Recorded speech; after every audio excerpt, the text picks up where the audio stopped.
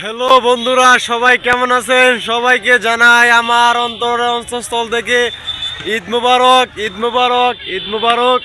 তো আমরা সবাই নামাজ পড়ে আসলাম। রাস্তাঘাটে মানুষ তো বেশি হয়েছে, তাই আমরা সবাই পুকুর পাড়ে দিয়ে যাইতেছি, বুঝছেন? সবাই আসতেছি মাঠ পড়িয়া।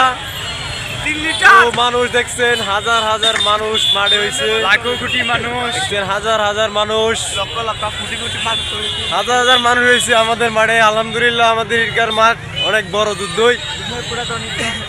নই পুরাতন ঈদগার মাঠে অনেক মানুষ হয়েছে, তো জায়গা লাগে যাইতে পারি না, তাই আমরা কলা গাছের বাগানে দিয়ে যাইতেছি, বুঝছেন? দেখেন রাস্তাঘাটে মানুষের অভাব নাই, হাজার হাজার। আমরা গাইছে এখানে নস করলে